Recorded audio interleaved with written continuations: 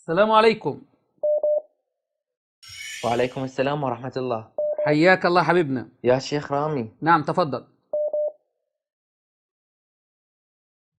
أريد من خلال قناتكم أرد على هذا النجس الذي يسب عرض النبي صلى الله عليه وسلم. انت سني ام شيعي؟ أنا سني، أنا المهتدي. اها، انت اخونا المهتدي اللي اتصلت علينا في الحلقة الماضية. نعم، إيه، بس أنا ما عندي موضوع، العفو يا شيخ رامي، حياك بس الله. آسف اتصلت لأن هذا الله غاضني. أريد أنتصر لأمي عائشة، أنتصر لعرض نبي. أقول اللهم أرنا عجائبك يا الله فيهم، في كل من يطعن في عرض النبي، كما فعلت في هذا المشرشر ايوه اللي الله. طلعت زوجته. في البث اللهم الزنديق يا يا رب سيدي. انتقم منهم، لعنهم الله. لعن الله كل واحد، كل شخص يسب ويلعن عرض نبي محمد. انظروا إلى عرضه وانظروا إلى ايوه شرفه. والله صدقت يا ابراهيم. انت اسمك ابراهيم صحيح؟ والله والله ما أحد سب عرض النبي محمد إلا وهو شرفه وعرضه فيه خلل. ايوه والله صدقت والله. حياك الله اخونا ابراهيم. يعني هو لعنه. اخونا ابراهيم لمن يشاهد الاتصال مسجل. اتصلنا على معمم، وبعدين بعد ما حشر في الاسئله سب ام المؤمنين عائشه رضي الله عنها. انتصر نفسه بايه؟ ما جاوبش على الاسئله اللي سالناها وطعن في عرض النبي صلى هو الله عليه وسلم. فاخونا المهتدي هذا اتصل ليرد عليه. شيخ، هو يعني دينهم هو عبارة عن السب. أنا كنت شيعي وأعرف، أنا أقولها للعلن، أنا كنت شيعي وأعرف الدين هذا ما يأمر إلا السب. هاي السب أنت راح تعرف يا شيخ. والله أقسم بالله العلي العظيم، قبل يومين أو 3 أيام عندي شيعي موجود بمنطقتنا. أنا كنت ضايج، هو شافني، فهو كنت مقهور من شغلة إنه صايرة في البيت. اي، فهو اجى دز لي هاي ما تسمى بزيارة عاشوراء. مهم. كتابة قال لي انا راح ادز لك. هو ايش قال لي؟ قال لي راح ادز لك شيء تقراه وترتاح وتنحل مشاكلك، وانا مجربها.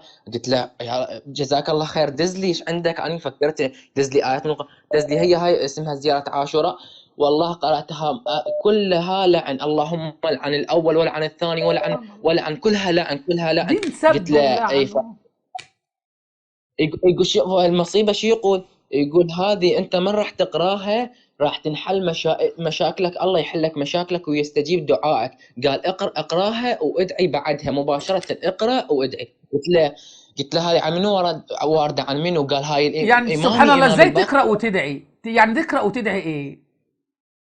اي يعني العن وادعي. اعلم قال انت اعلم. من راح ايه يعني، لان اللي دز لي اياه هو هذا الدعاء عبارة عن لعن، انا لصحابة فاهم رسول واعرف الله. زيارة عاشوراء يا ابراهيم، لكن هي المشكلة سبحان الله، احنا اهل السنة والجماعة يقول لك ايه؟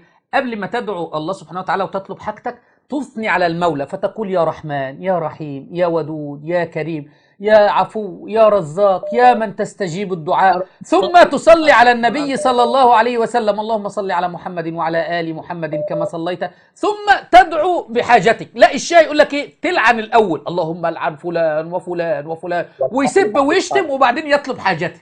فين العقل؟ قلت له من أين لك هذا؟ قال هذا وارد عن إمامي الباقر عليه صلوات الله.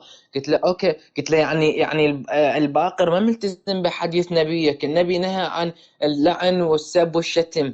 ما أعرف يجاوبني. قلت له ما ملتزم بوصية وحديث جده الباقر، مو النبي جده. أنتوا يعني الباقر من أهل البيت.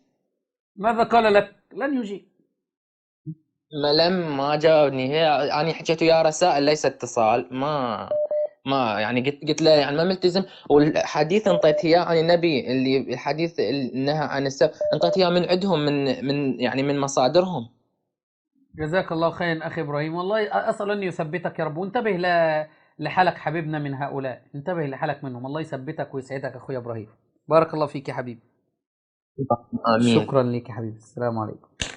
نسأل أن شيخ، يثبته يا رب ويثبت الشيعة المهتدين إلى الحق، وأن يوفقنا وإياهم لكل خير. كم يسعد الإنسان ما يسمع هؤلاء المهتدين اللي بيشغلوا عقولهم. ما شاء الله شاب عنده 19 سنة لسه صغير، لكن ما شاء الله نضج ويشغل عقله. نسأل الله أن يثبتنا وإياه يا رب، وأن يوفقنا وإياه لكل خير. أقل ما تفعله الآن بعد هذا الفيديو أن تضغط إعجاب وتشارك رابط الفيديو، ولا تنسى أن تشغل الإشعارات كي يصلك كل ما هو جديد.